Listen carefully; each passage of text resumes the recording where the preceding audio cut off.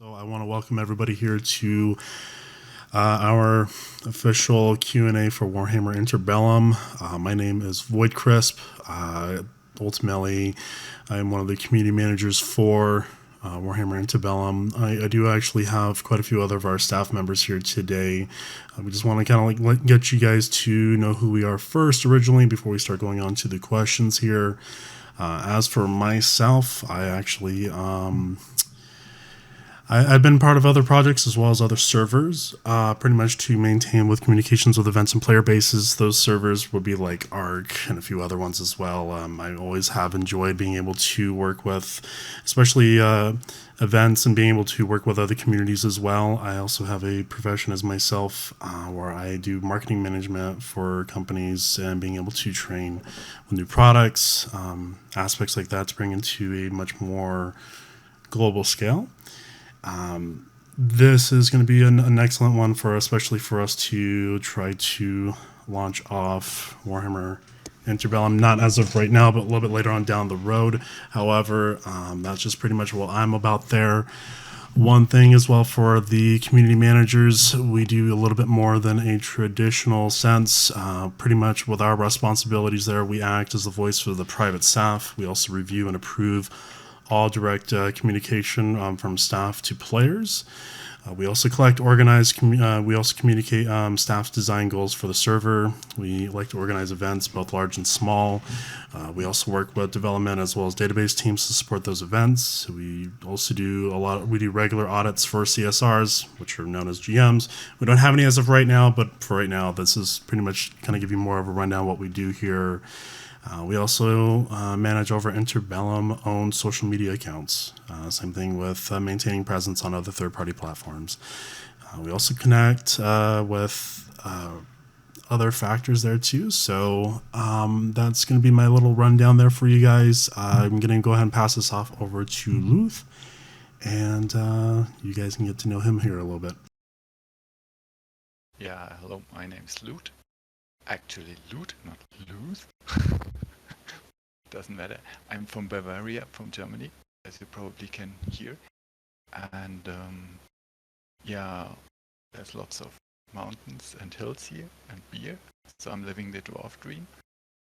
And I'm also, besides doing community manager stuff, I'm also doing all the shader changes and, well, somewhat modernizations. But I'm not a professional coder or shader coder, so just as a disclaimer. Okay, next one, Ramasee. Don't let him undersell himself. He's the one who made the videos that people are talking about in chat here. Phenomenal job, ultimately. But my name is Joshua Clayton, aka Ramasee. I am the lead game designer here for Interbellum. I oversee all the staff members that are responsible for reviewing and implementing every aspect of how the game plays, from class design, RBR structure, quest mechanics, and stuff like that. I have years of experience in modding communities for games such as Fallout, Ark, Halo, a couple other minor franchises. I've taken roughly 2 years of college classes related towards general game design, and have been across the country and a little bit of the planet on seminars and conventions on the matter. And that's pretty much what I am about for this part of the server. John! Hey, yeah, so I'm on the balance team as well. I'm one of Ramasee's little elves, basically. But yeah, we just essentially chime in and ensure that the balance that is conducted for Interbellum is impartial. I myself did a bit of balance on other servers as well, but I think the most important thing that we strive for is just making sure that the product we deliver is something very balanced across the board, that there's no kind of biases or anything like that, and that yeah, balance is good across the board. So it's something I'm passionate about, and yeah, I hope you guys will see the fruits of our labor.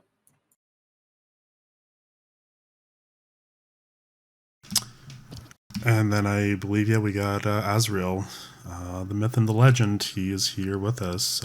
Anything that's going on there? You might exaggerate slightly with that one, but yeah, my handle is Azarael. Most of you know me. For those who don't, I'm the person who's writing the emulator. That's about all there is to say on that matter, really. For sure. But yeah, no, this is pretty much our little introduction here all together. I do know that we have some people that are partaking, say, the question and answer thread, probably the last few days there. I do actually see we do have some of them inside of here for the pre-approved questions there. We do have those answers here ready for y'all. We'll just want to go ahead and start getting this rolling here for you guys. Give me 1 second here while I pull it up. We can definitely go on down the list here. I've got the list here with me. I just want to make sure that the person that we have for the first question here is actually here. So Alex Menos, if you are here in the chat, just go ahead and request to speak, so we'll give you that opportunity to be able to ask the question. I think he mentioned that he won't be here. He won't be here? Okay. Yeah. Okay, so at least for that particular thing, so we do have some other additional people that may or may not be here for today, just because, again, there are other factors that are involved, whether, things happen in life, right? So pretty much she had the question, and it looks like this is going to be more towards project lead, stating, are there currently any open staff positions available? So that would be me to answer that question, and the answer to that question at the moment is no, there are not. Obviously, the community-facing positions such as CMs and GMs can only be filled when there's an actual server up to play.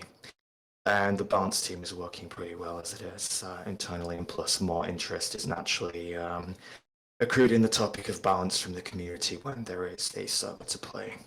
When it comes to more data entry or tool-related roles, we need to progress a little bit further before that will be anything we can fill. For sure. And again, that's just going to be one of the bigger things there.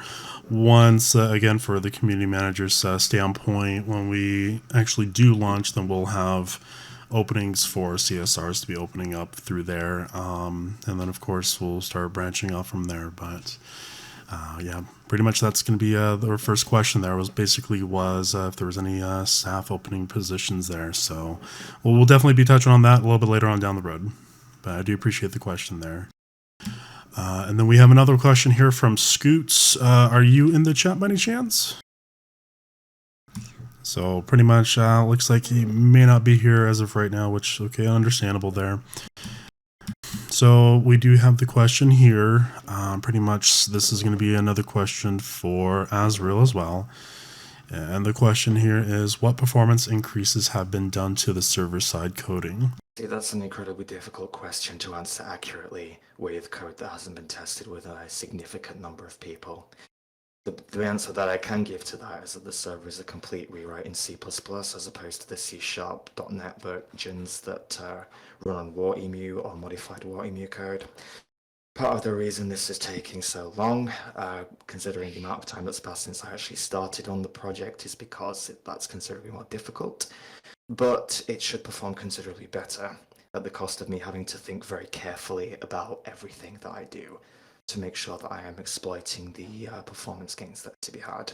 The architecture internally is completely different than WarEmu. There is no code used or ported from WarEmu. It's a completely different design, and one that should be considerably more performant and easier to manage than WarEmu previously was. Is there anything else you want to say about the differences of C++ and C#? Well, I don't know how much the community generally know about the difference between the two languages. I suppose one of the most obvious differences that's that C# is garbage collected, so every so often programs based in C# have to stop the world to clean up internal objects, rubbish basically. That can cause noticeable pauses in the gameplay when that happens. C++ doesn't have that problem. It's manual memory management, so the Interbellum emulator at least won't have the issue where the world gets stopped every so often to collect garbage and such. There are also improvements regarding memory layout, batching stuff. Instead of using like a pattern in which each aspect of each object is updated at once, the Interbellum server basically runs systems in batches sequentially, which is better for cache and better for the performance as a result. but it is a completely different paradigm to how the previous servers were written. So it has taken a bit of a learning curve to get used to. The overall answer that we got right there, pretty much, that is going to be the performance increases that we're going to be having to work with there. So definitely. Give me 1 second here, Luth. If you can ask the next question here, give me 1 second here. Yeah. The next question. It's from Kayak. I am checking it right now. He's actually not in here, so we'll just go ahead and ask him this. Actually, this question was asked probably by a few people there, so we'll definitely go ahead and get this one here squared away. Okay. We instead decided for the public releases channel, where we can post updates and pretty much stuff like on the old preview outdated channel. But this one has also threads enabled, and it's a little bit more structured, so people can update themselves easier. And roadmap without ETAs and or dates, fixed dates would make not much sense. So we choose that format. Also, small updates will be posted there, and yeah, it's more flexible and won't disappoint anymore. Yeah, no, that's something to add on there as well. And again, I think as of right now, any type of roadmaps that we give out, it's we're not going to be at that point to do so, because again, we want to make sure that we have details that are being released over time, and that's why we have the announcements channel. We have the previews as well, and as we get closer to our launch, quote unquote, we'll start getting a little bit more active with that. So definitely want to be, if you guys need to, just go ahead and keep tabs on the Warhammer Interbellum Discord, and then, we'll have the announcements there ready there for you guys, okay? So it's going to be nice there. I got another question here from Shade. I think Shade is actually in the Q&A. No. No? No, Shade is not here. It is. Coding. Okay. He was the one who said he had a lightning strike in mode or something. Oh, wait, that's right. Okay, that is right. Ah, man. That's terrible. Hopefully that can get resolved soon. So yeah, no, the question here just lost. Okay, here we go. So pretty much saying, this is actually a statement over anyone here, including myself, Rama, Azrael, and I'll be fine. So pretty much the question is saying, will put progress carry over from RR? So meaning like character. I'll actually give that one to Rama, actually. Sure. So most of our game systems are incompatible with those that you'll find in any other game. You would not expect your progress from one game that you played in the past to be applied to a new game, unless it was like a sequel. And I'm talking like way back when you're on PlayStation 2 days. So there really isn't much, and there really isn't any way that we could grab that information from Return of Reckoning without it being theft of data. So there's no way that we could have your progress carry over from a different game and pull it into ours. However, the next question will answer the actual reason that question was asked. If there's anything else as well, I want to add on top of that, especially from Azza or Luth, by any chance? All right. So actually, yeah, Luth, go ahead and just ask the question there for you. Okay. Yep. Okay. The question from Spirit was or is length. How long will it take to grind for characters or your characters to max level? I think. And also for your gear, how excessive that would be. And that's a question for Balance Team. I guess Ramasee will answer this. So the rough estimate of the amount of time that we are looking for to get to what is the equivalent of Renown rank 80 and rank 40 in terms of what you get for combat benefits from that is about 20 hours. So after 20 hours of playing the game, you should have access to pretty much everything that your character can do combat-wise. To put it in Age of Reckoning terms, that would be 27 mastery points. Is it 27, John? 28 for 28. Age of Reckoning. I don't know, to be honest. But yeah, so the equivalent of what 28 mastery points equals on Age of Reckoning, it takes about 20 hours of slash play to get to that. The reason for that is that the point of our server is to be very alt friendly, so you can have multiple characters, and leveling in an MMO is primarily for tutorial at this point. If you have too much time to get to in game, then you have a situation where you don't get as many new people into the game because they have to spend 160, 200 hours in order to play with the rest of everyone else, and that is just not a good thing. As for power level on your gear, getting equivalent power level gear to what is in-game gear will happen relatively quick, but getting gear perfected for your desired playstyle will vary based off of luck, really. And that's just because we're going to throw a whole bunch of gear at you, and it will have the same amount of power level, but like you might get a piece that has like strength, initiative, dodge on it, and as a melee DPS, you might not want all of those stats. So getting all the stats on gear that you want might take a while, but like having the same amount of stats as everybody else in game will come relatively quickly. And that's the answer to that question. Definitely, and that's one thing that's to be super excited about, especially. So, actually, I'll answer. So, what Trot's card said in chat, yes, that means there will be less of a gear gap between players. Next question, because that one is. Oh, wait a second, wasn't Magic Ties in the chat? Said he wasn't. He's here. I see him in the audience. Hey, can you guys hear me? Yep. Can you hear you loud and clear? How you doing? All right, I'm good. I just got home, so I'm glad I actually caught it. I forgot how you paraphrased my question. Let me look that up for a second. Hold on. I mean, you can just ask it in your own words. I only paraphrase. Yeah, I know. I was a little verbose, so I'm just gonna go. Be verbose. No, I'm always too verbose, so never mind. How will we handle staff members who abuse their positions?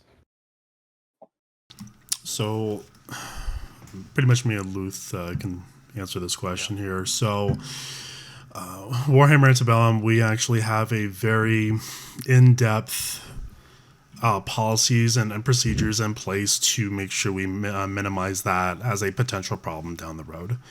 So every single person that we have here, like we were talking about earlier, inside the Q&A, community managers will be that main facing branch for the public, and also we have an internal side.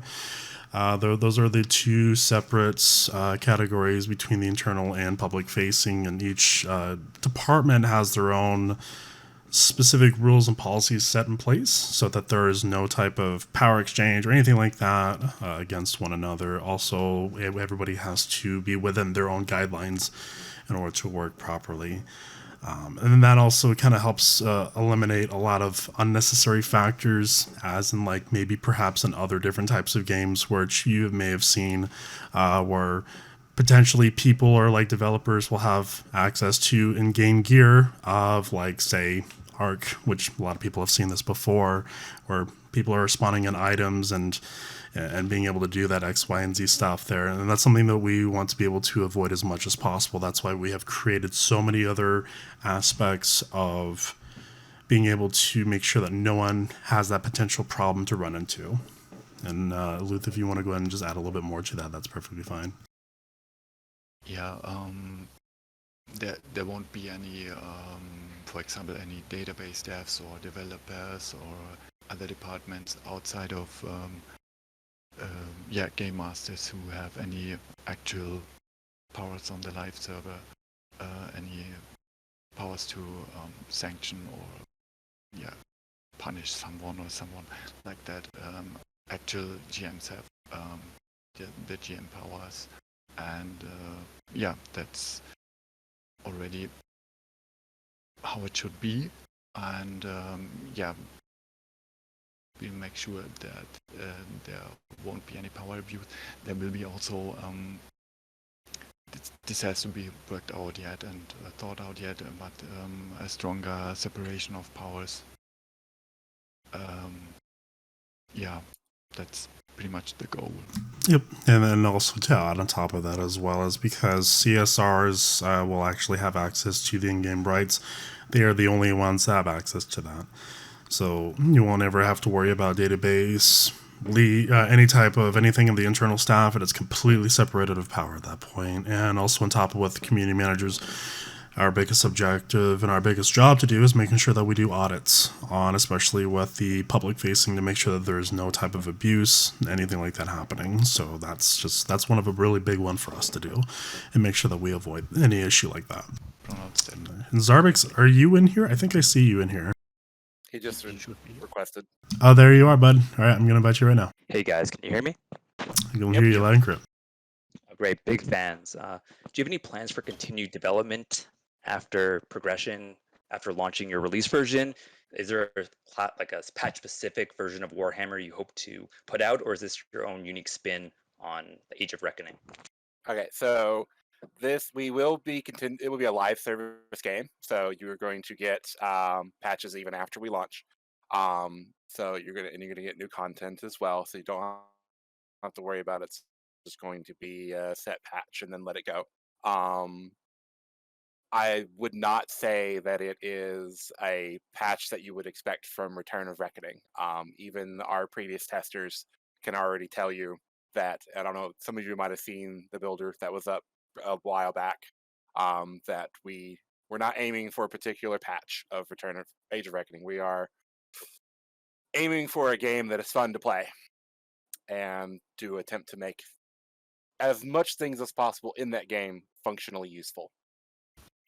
Definitely, and that's one thing that we definitely want to be able to really work on, especially is just making sure that we have a very, very strong, very fun game to play ultimately, and we just want to be able to create a version of Age of Reckoning that is just absolutely fun to play, right? And that's just going to be our biggest objective, our biggest goal there. So definitely thank you for that. All right, so we do have another question here. This one's from Echo. Are you inside of the chat here, bud? We should be, as far as I know. And then Echo, if you are in the chat, because again, there's a lot more people inside of Discord now, be at the bottom of the screen there. It says to request to speak if you're in here, bud.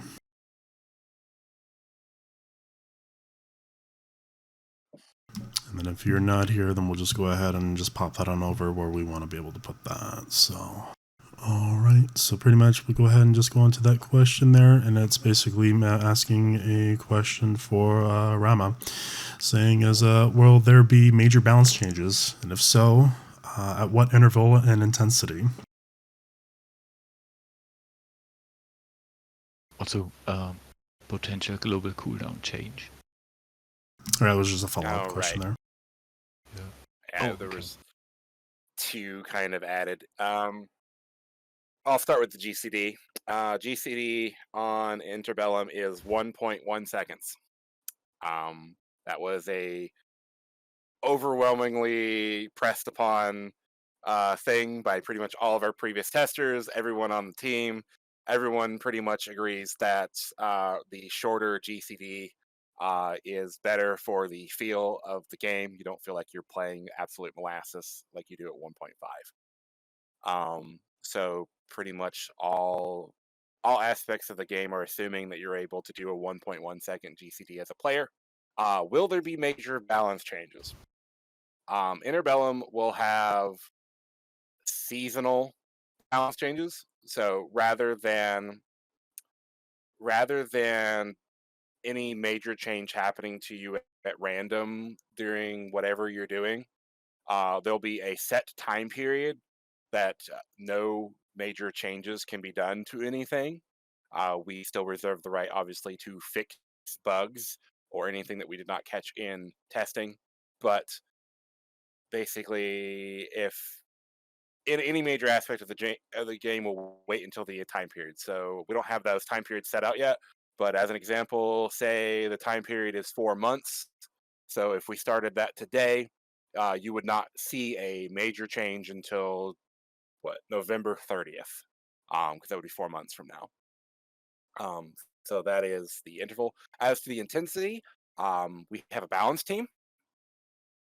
whose job is to collect player feedback, right, and discuss it. So the intensity kind of just depends on what the meta looks like during the previous season, and the discussions that we've had internally and with the community, and what we have decided to change for the next quote unquote season, like seasonal balance. So sometimes small, sometimes big, just depends. And I wish these people were here so they could ask the follow-up questions that they might have. That's a big one, isn't it? And then sometimes if we have that option in there, and again, things happen, life happens there, and it's just it is one there. But yeah, no. Thank you for the answer, Rama. That was great. It was very well put. I appreciate it. Appreciate the question as well. So that's always a wonderful thing there too. All right, so pretty much we do have another question here. Looks like it's going to go right back to the balance here. So we're just going to have some fun with that. From BSET, yeah. For sure. So the one from BSET, are you actually inside the channel? I'm going to give you about another few more seconds here, bud, if you're in here or not. I don't actually see you. The first thing I'm going to do after this is go on to the Discord forum and say a new request. Alphabetically organized audience, please. Yep, that's going to be the big one there. So I don't actually see BSET inside of yours. So yeah, Luth, go ahead and just ask the question there. Okay, horizontal or vertical gear progression? What will it be? Both. So every now and then in those seasons that I was just talking about will be a maximum item level change. That will be your vertical gear progression. That won't be every season. That's pretty much the only, and of course when you're leveling, you'll have a somewhat vertical progression, right? Because you'll be going from level 1 to in-game. As for horizontal progression, like a lot of people are talking about in chat, when I said the item affixes earlier, so it'll be relatively easy to get to the end of the vertical progression. So you'll have, say the current maximum item level is 45. It'll be relatively easy for you to get item level 45 in all of your pieces. At that point, it's horizontal gear progression because you're replacing the stats on your items. And that means, so you'll have, another thing that you'll see shortly after, or possibly during the middle of this Q&A, is that the stats are going to be changed a little bit so that there aren't any dead stats for any class. So even if you are, say, a Slayer, which does entirely physical damage, right? And they don't heal. So in Age of Reckoning, that would mean things like ballistic skill, intellect, and willpower are all entirely worthless to you.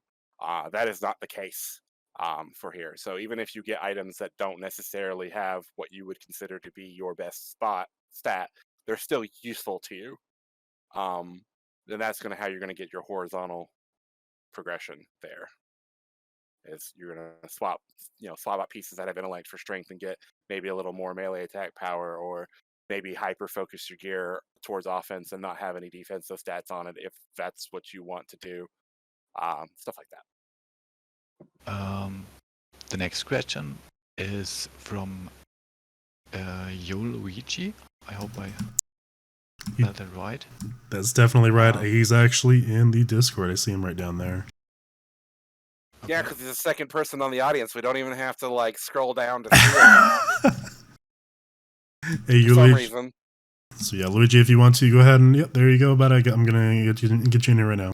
Okay. So yeah, the question was, what's the cap for weapon and the armor? Is it gonna be like level 70 or like the one we use for the test? The current idea is for the maximum to be 75, just like it was in the tests that you were a part of. That won't be what we're starting with, obviously, because like I said, we do have seasons planned, so the start will be closer, to what you get coming out of tier 1. But yeah, that's the where we last were balancing was using perfect gear at item level 75. And that's where the current idea of where we would stop vertical progression unless we needed to change that in the future. But right now, 75 is the idea of what we'll be ending vertical progression on. So are you guys like thinking like the max like level 55, after that the other season 60 or something like that, or just straight 75? Something like that. First season we'll have a lower item level max, and then we will only move that up when we feel like we need to. And that just kind of depends on feedback from the community and the data we collect during the season. Yeah, I guess so. The mastery points is gonna be the max from the start, right? I mean, Absolutely, you'll have Okay. full build by level 20. By 20 hours into the game, you'll have your full mastery build. That's Okay, not thanks. changing. But yeah, no. So let's go on off to our next question here. We have from Dutchwise. I think you were inside the Q&A. I did see you inside there. Go ahead and just request for that, bud. Good evening, everybody. Well, Hi. my question was that on the current server, VPNs are not allowed, and they lost a lot of players because of that. How is that on your server? For me to be able to answer this, that is perfectly fine. Honestly, even VPNs can actually allow better connections for different servers for people to be able to have access to. Again, there's no problem there whatsoever, honestly. So that by itself, ultimately we want to make sure everybody has the best experience to be able to play on the server possible. So again, if the connection works better for you, by all means, go for it. Okay. But how is it then about ban bypass and such? Because that seems to be an issue also on the current server. The problem is that bans that only are based on IP addresses are not really that effective, and also this is also a balance that has to be found between, you have to be really intrusive in gathering data from clients, and the thing is, in that case VPNs would forbid many people to have better connections to the server, lower pings, lower latency, and the benefit of banning by IP addresses would be pretty low, because you could fake them, or in many countries, or for many internet service providers, they get renewed every day, like in Germany. Most people have dynamic IP addresses, so yeah, that's not really working, and lots of people would get worse connections, and It's basically a method of the benefits of allowing it far outweigh the risks of banning it. Yeah. Okay. Well, thanks for the answers, guys, and good work on the server. I definitely appreciate the question there, bud. We have another question here. Give me 1 second here. It's from Boomy. He's not in. I could ask this one. Yeah, go for it. Will we allow add-ons? This one's for Ramasee. Oh,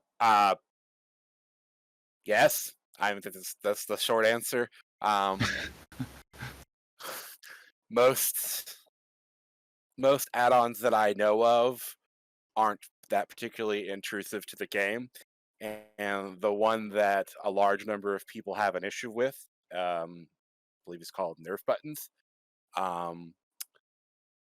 A lot of its functionality has been removed by the way the classes play now, rather than being very cooldown and buff centric, which allows Nerf buttons to basically control those functions for you.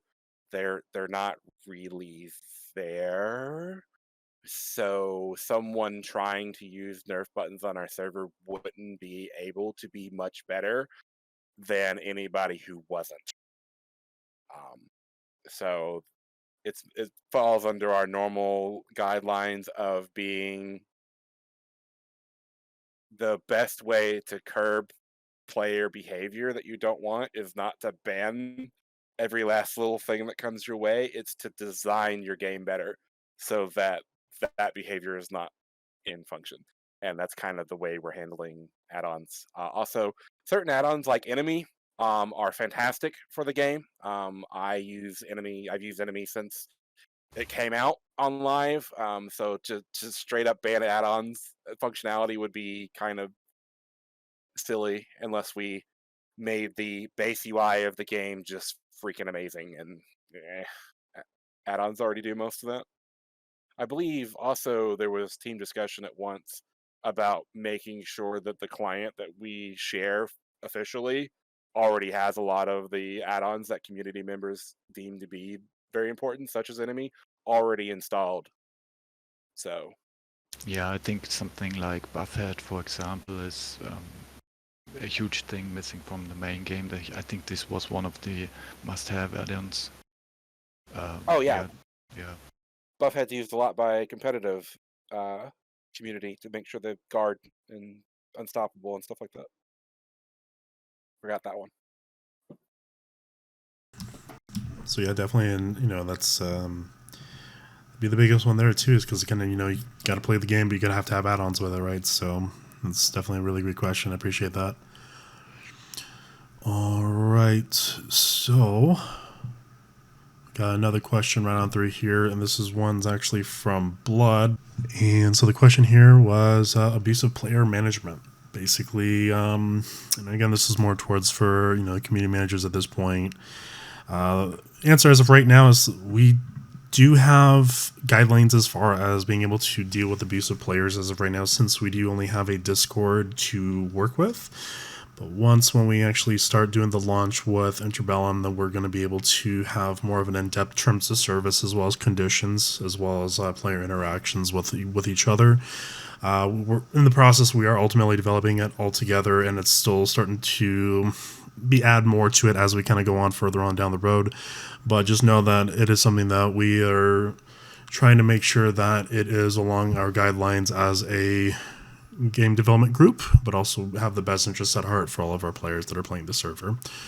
So the answer to that is just pretty much yes and no. We have it, but for dealing with abusive players, we do have internalized policies to work with. A lot of them are the common sense ones as of right now for anyone, but we are ultimately developing a much more broader one as of right now. So, and we'll definitely be releasing that to the Discord later on down the road. And do you have anything else to add to that, Luth? No, it's pretty much as it is right now, and it's not as we don't have a test server at the moment, and it's something for the future, definitely, to flesh out more and decide on more topics. So pretty much the next question here, we got, I'm going to butcher your name here, I'm so sorry. Sav, are you in here, bud? He is not here, as far as I know. He told us. Okay, for sure. I just want to make sure, because just in case, right? Yeah. All right, so his question's going to be, this one's actually going to be for Rama. This one here says, the release. Don't worry, I'm going to pull you out. I'm going to expose you to everybody. It's all good. So yeah, this one here is going to be for Rama. This one says, release schedule for tiers. Oh, is this the one about whether or not releasing tier 1 through 4 in order or something like that? Correct. Okay. Have fun with it. We had this as public information previously. We were only going to have 2 tiers. The first one we have dubbed quote unquote tier tutorial. It's essentially what T1 was. And that is for, we haven't decided what level. I think in the original public document it was 1 to 15, but that might change. Basically, it's your tier 1. You'll only have one hard specialization to choose from for each class in tier 1, and it's just tier 1 basically. After that, we've called it tier plus, and that'll just fall into our general RVR system. because we'll be actually using every zone for in-game RVR, because we're, like we said previously, we're more focused on getting people to the end game. So going tier 2, 3, 4, and spreading out the levels to that just makes a game where people they don't have as much fun to join, and they don't stick around as long. All of our game systems don't take into account level. So like your armor and initiative and resistances and stuff like that don't matter for level differences. So we don't have to bolster people. And that allows tier plus, in quotations, to work just fine for people who are level 16 or 11 or whatever level they come out of tier plus. They'll have the ability to basically join in and start playing with people and be relatively functioning. Also, a lot of the gear that you're going to earn when you're in tier plus a lot of the gear you're going to earn while you're in tier tutorial will be equipable right when you get into tier plus. Also, I forgot to mention when I was talking about gear earlier is that all of our gear is bind on equip, which means that your alts, you could send over gear that you've earned in tier plus, so that once they get out of tier tutorial, they could already have all this gear that you've already obtained previously. So it's we don't need the tier 2, tier 3, tier 4 in order to get it functioning. I'll answer what Luigi said in chat. The number of open zones in the original public document is based on the current population of the server. So say we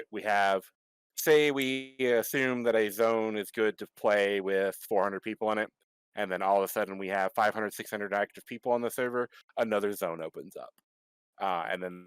And that's how we will handle differences of populations from time zones. So if there's only 200 people on the server, only one zone is going to be open. It's going to be really exciting down the road here. So I can't wait personally. Actually, I'll answer that too from Visimal. How can gear stats not affect anything? It's not that they don't affect anything. It's that the minimum or the maximum level required for gear will be +1 of getting out of tier plus. So if we have out of getting tier tutorial, I keep getting those mixed up. If we have, say, tier tutorial ends at 15, every piece of gear that drops in the game in tier plus requires level 16. So as soon as you hit level 16, you can obtain the gear that is being dropped at it. So you'll gain to in-game stats very quickly. You just won't have all of your mastery points, obviously, because you'll be level 16. So you'll be able to get stats equivalent to other people, even if they aren't the ones you want, but you'll have that. Also, the gear that you start with is more defensively stat-oriented so that you can survive better in large-scale RVR when you first join it at tier plus. And yes, Jax, it removes the need for bolstering. Discord's running a little bit slow, so give me 1 second here. Next question is from Fat Kid. No insult intended. Love the name. There he is. All right. Have a way with your question, bud. Hey, thanks. I think it was kind of touched on when you were talking about seasons, but I was wondering how you guys are going to kind of handle the meta. Is it going to be changing, or do you have a vision or an idea in place? The example I gave was earlier on in ROR. Some possibilities were so mandatory that organized warbands were basically stacking like 3 classes, and other classes basically didn't get play. Do you guys just kind of have an idea of where you want to take it? Yes, this is the question where I get to drop the first thing into public releases. Give me a second to find that. Basically, so part of your question, because I remember talking to you about it to get some more information. So a lot of that was based on morales, right? So in terms of what we're doing to keep like specific specializations or classes from being way better or necessary compared to others, first we've kind of separated the Trinity into a star, right? So we've added offensive and defensive support roles as actual like building blocks for a class. So rather than be like, okay, this class is specialized specifically on damage, some of them, that while they might be damage classes, are marked towards offensive support. But so if you're like marked as a DPS class, so for example, what you would consider to be a Slayer would be a DPS class, right? So we've got that. As for morales, we have pretty much removed all aspects of undefendable and unmitigatable damage from the game. We don't like true damage under most circumstances. True damage is damage that doesn't have a type and always does what it says. So any damage morales that we have, which are quite few at this point, are scalable, mitigatable damage. Once I find the screenshot that I have, it's a screenshot of one of the screenshot of Burning Head.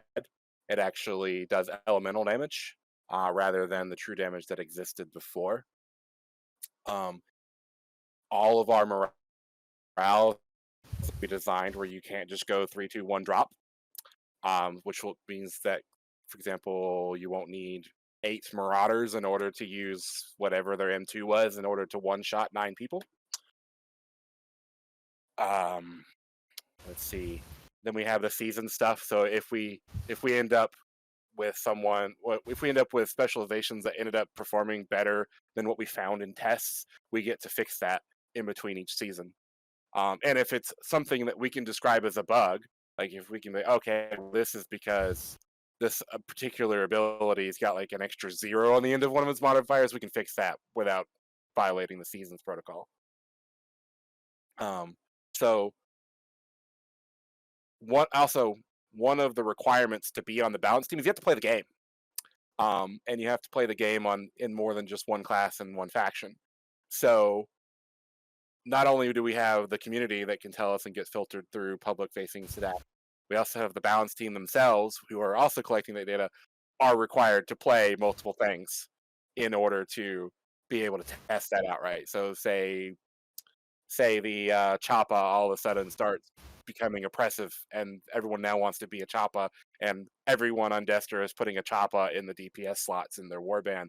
One will have the data of that from data collection on the server, and then we'll have the community saying it. We'll have the balance team being like, hey, yeah, I actually been playing a Choppa, and wow, it definitely is beating every other DPS out from that. And because people will be able to have more characters at more appropriate in-game, more characters at a closer to in-game power level and swap around, if we do happen to go the other way and accidentally over nerf something, it's not like it'll be someone who has spent 600 hours on this character and it's the only one they have, and they won't be forced to just play it because that's all they've ever gotten. Right? You're welcome to ask follow-up questions.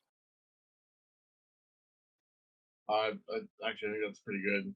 It's a neat example that I gave. It was a older version of the game when alts were harder, and your earlier questions kind of covered that alts would be easier to bring up, so it makes sense. Okay. Next question? Or any follow-up questions from the chat, maybe? For sure, we will check. Give me 1 second here. I'm in the Q&A list, so I don't see it. So Swim, actually, he should be here. Then Swim, I think yep, I see you inside the chat. So you want us to go ahead and read? Okay, no worries. Unless you want to be able to ask the question. If you want to ask the question. Yeah. He can. He's working right now. So he just wants us to read it for him. Okay. I'll answer his follow-up question if it's typed. Okay. Yeah, the next question is simply about Xrealming. Yeah, any issues, how we would solve them or how we restrict that. That question is for Ramasee, of course. Yeah, sorry. Does anyone have that screenshot of the burning head that I posted? Because I can't find it. I can take a look for it. Where'd you post it up?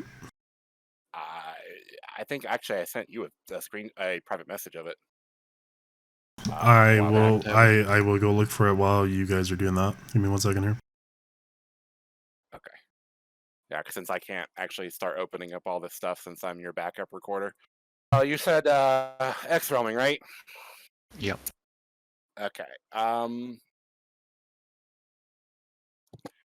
So part of Xrealming isn't too much of an issue.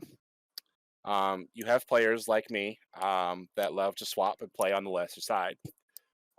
Any aspects of spying, I think that was part of his question. Spying is just a part of war, and you'll have to handle that as a community member.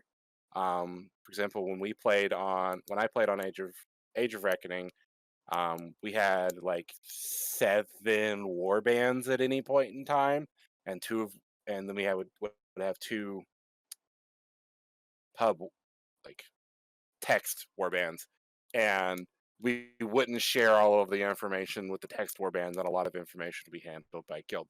So the spying part has to be handled by a community. But on the other side, there are people who Xrealm in order to get on the side that has more people, right? And that's kind of a problem when it comes to them trying to maximize rewards. So our first line of defense against those kinds of people comes down to the general RVR systems and ability systems.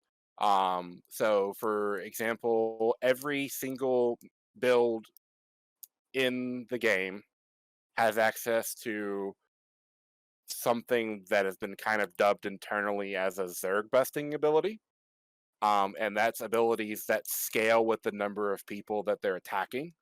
And this will allow smaller groups to destroy people that are literally trying to become 1 pixel or blobbed up. So swapping to a larger realm may or may not actually get you more rewards if people actually using these Zerg busting skills on you. Some other ideas for this, which are indirect methods of nudging player base to stay relatively even. Things like the number of people in a sector of RVR can change how that works. There's been ideas floated around related to giving people like minor movement speed buffs if you're on the side that's got less people, so that you can like hit and run. Because that's kind of, smaller forces generally can do little strikes. Also, our RVR system, which I'm not allowed to go too much into detail right now, but our RVR system will have multiple functioning fronts in a zone. So if one side tries to get large numbers and blob up, they can only control one of those areas at a time. So a smaller force with better communication could actually take the zone against a larger force that's trying to stay on top of themselves. So there's just a couple different ways that we'll handle people that are cross-realming to be on the larger side. But that'll be on design function. It won't be we're banning you from cross-realming, because, like I said, there are plenty of people that do actually swap to go on the other side to have more of a challenge. I know lots of people like that. I know an entire guild that was like that. Also, I did send you a picture of the burning head back to you. Yay! I did find it. No, not that one. Mine, not Age of Reckonings. You sent me the other one that I showed you as a comparison. Oh, wait. Version. Oh, hang on. Yeah. Oops. Oh, hang on. I found it. Look at that. See? It's actually not that very far up there. No, when I sent the comparison pictures. So. There you go. There you go. That should be it. Yay. Night Terror, there you are. Are you able to answer your question? Because we have it right here. But are you currently there, though? I'm going to invite you to chat real quick, if you're able to. Well, anyways, while you're doing that, the first post that I posted in public releases is related to the question like 2 or 3 questions ago about kind of like how the changes are going to be. So what that posted is the example of a morale 4 and how Okay. we are going to design them. I just, sorry to interrupt, but Nitro can't chat at the moment. Okay. So, yeah, go Okay. on, Ramasee, sorry. But so I posted a screenshot of it off of something on a web page, and so you'll notice that it is a lot different than the burning head that you have seen in any other iteration of Return of Reckoning. There's no true damage on it, and it is closer to what the lore of Burning Head is, while also being a still extraordinarily functional morale 4.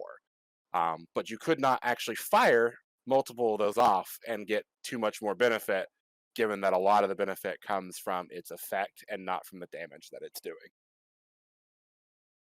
And that channel is something you guys are welcome to type in, because it is a public release channel. And also, just in case if anybody doesn't know how to reach that, you would have to go to the bracket that says Interbellum, and then underneath there it says Public Releases. You'll see a little type of forum thread. The title of it's called Example of New Morales, and it'll be inside there for y'all in case you didn't know where that was at.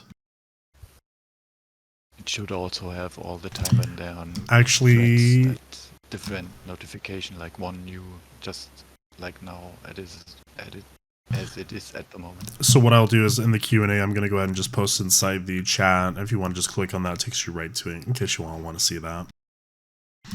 So just click on that and it takes you right to it.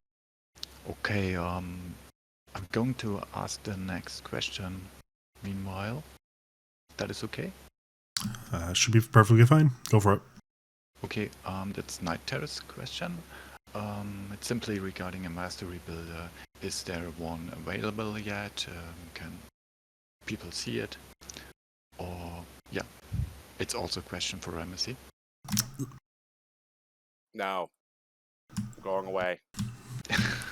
So what I can do is I could actually answer that one, and that's more of a collective here. So we won't be releasing the builder anytime soon. Because this is going to be it's a new builder. It's a new system that we have, and we want to be able to work with it as much as possible. But at the end of the day, we will, once we get to a launching phase there, then we will, because again, we want to be able to have that element of to work with different kinds of systems there. And again, it is still going to be a little bit different there, as we were kind of talking about earlier with Rama, especially with the hard specializations, the different kind of tier tutorial versus tier plus. There's a lot of systems that are inside there that we still want to be able to work with, and there's going to be a tutorial phase on how to explain all those factors. So we will eventually launch that out, but as of right now, we will not be releasing that right now. And actually, if Luth or Rama or Aza, if you guys want to be able to just shed anything on there if you'd like to, that's perfectly fine. If not, yeah, it wouldn't.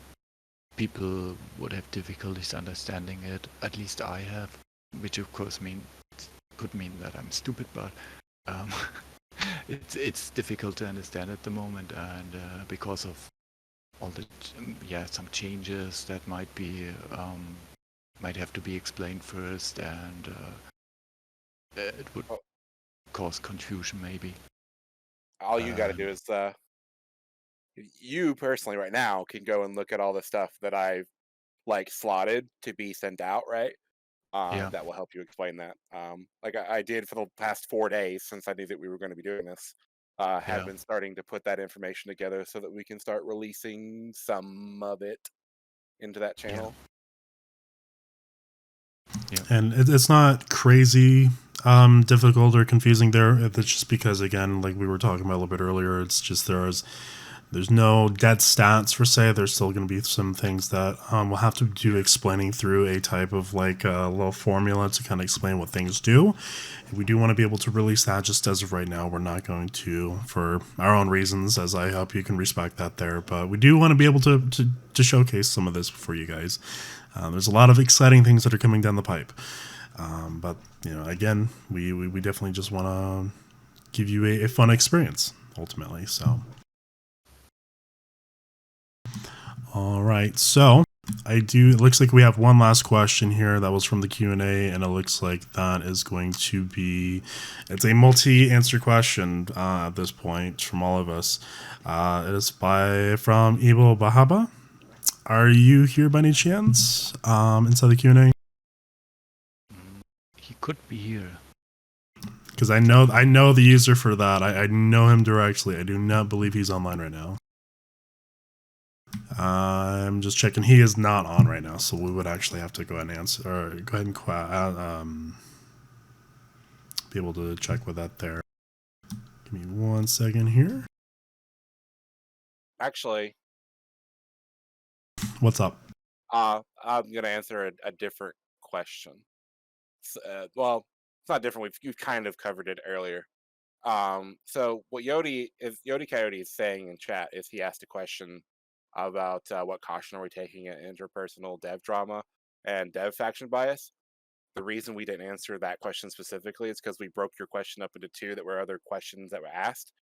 Interpersonal dev drama is handled by the staff roles and responsibilities that Void answered near the beginning. And dev faction bias is handled by the stuff related towards balance team and community feedback and stuff that I answered somewhere in the middle of this Q&A.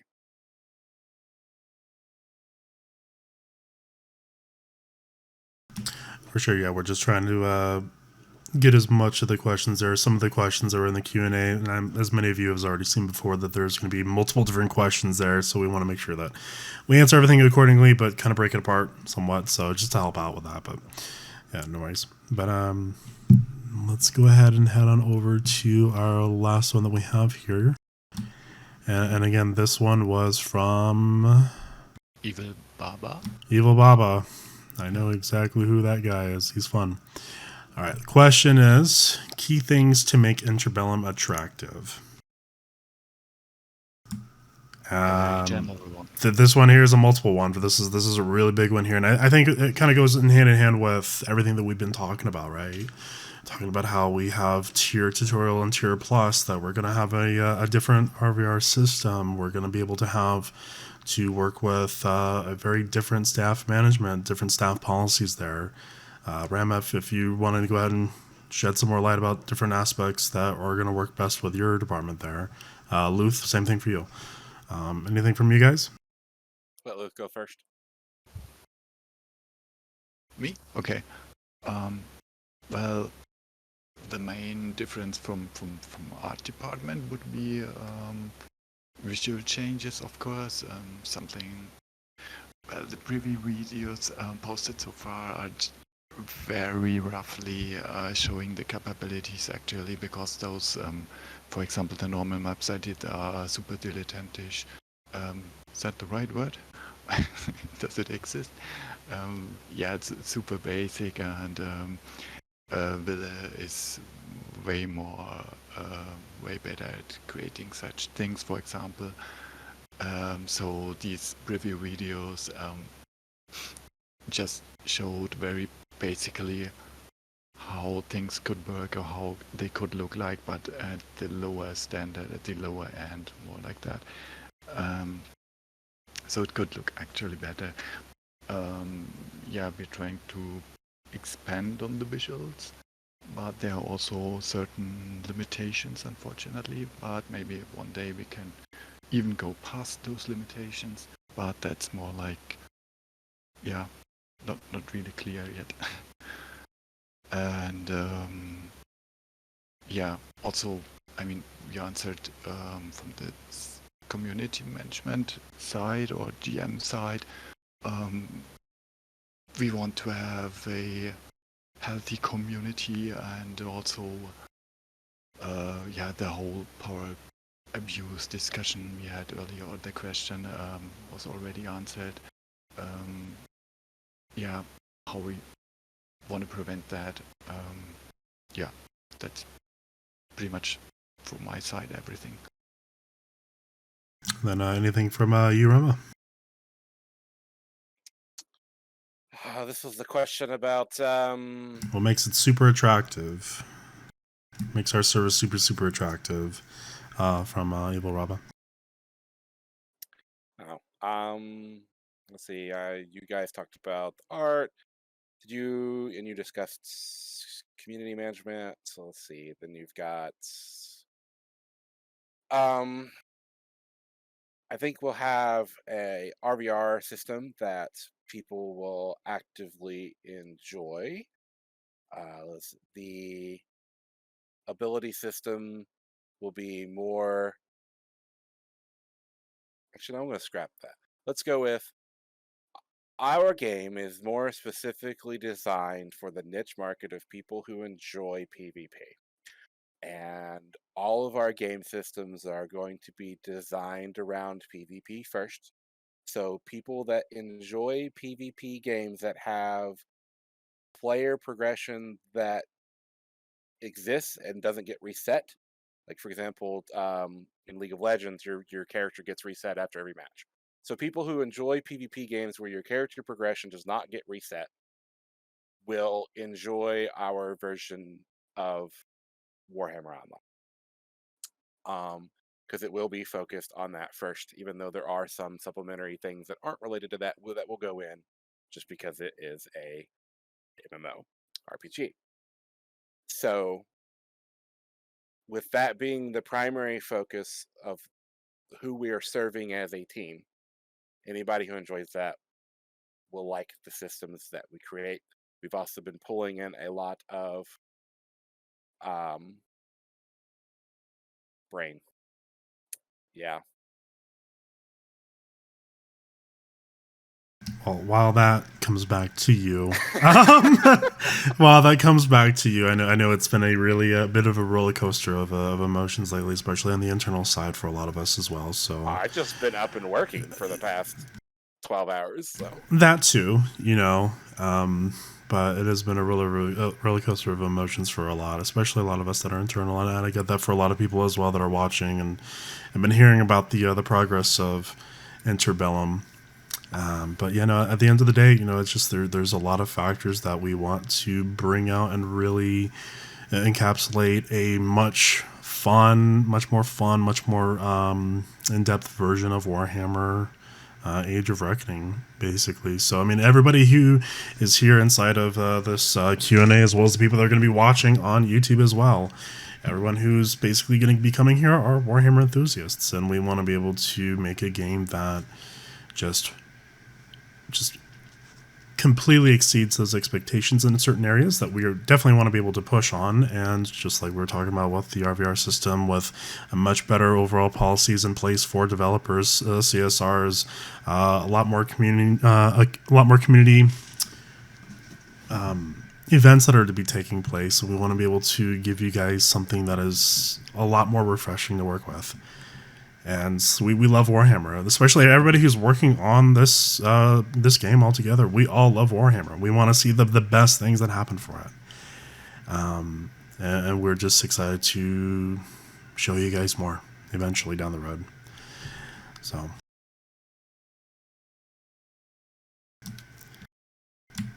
And but yeah, that should be everything there for us as of right now. I see the little things that are happening in chat there, talking about ETAs there. Again, that is something that we don't necessarily do as far as an ETA is concerned. But however, if you guys can just follow up with our Discord, and as we start getting closer to any types of betas or even types of like closed alphas or anything like that, we will definitely be exposing those out inside of our announcements. So don't freak out thinking that it's going to be years down the road or anything. It's not. We actually are hosting this Q&A because we're getting a little bit more comfortable, and we do want to start showing some things here very soon. And just like what Rama is also saying inside the chat, we'll have some tests relatively soon. But is it going to be open? We are going to establish that as we get later on down the road. But I do appreciate it. I really do appreciate the fact that everybody took their time to come into the Q&A, and ultimately we're asking the questions prior, but as well as for attending for today. Again, we are nothing without you guys, and I'm really excited about what's coming down the pipe, and I cannot wait to show you more as we get later on down the road for Warhammer Interbellum. So again, thank you for coming in, and if we'll definitely be inside the chats, inside of Interbellum as well, just kind of interacting with everybody at this point. One more time as well, everything was recorded, so we're going to be hosting this onto the Warhammer official YouTube channel as well. I will be posting that to the announcements page here very shortly. I just got to go do the edits process because that's going to be fun. I think we're already at like almost 2 hours in, so that's going to be some fun sitting down with that. Hour and a half. Was it an hour and a half? It feels like 2 hours, but we had an internal staff meeting that was like for about the same amount. So, but I do appreciate you guys. Thank you guys for joining, and again, we'll see you guys fairly shortly.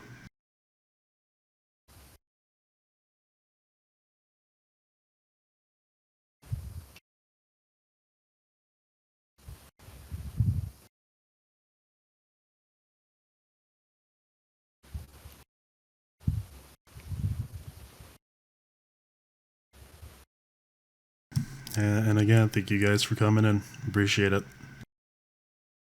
Yep. Thanks, everyone.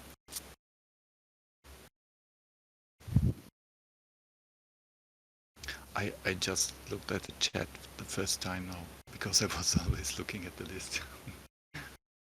Yeah, no, I have been going through Discord internally, external messages coming in. It's been fun, so.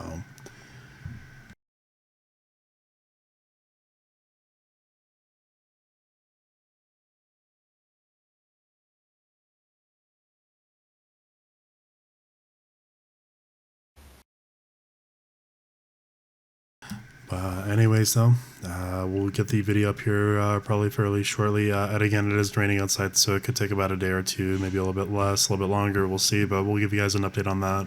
So if anybody who wants to be able to watch the video, more than welcome to. And then we will we'll see you some other time here when we start getting a little bit closer with things. Okay, so have a good rest of your day, good evening, good night, good morning to some of you as well, but definitely appreciate you guys for coming in. You have a good one.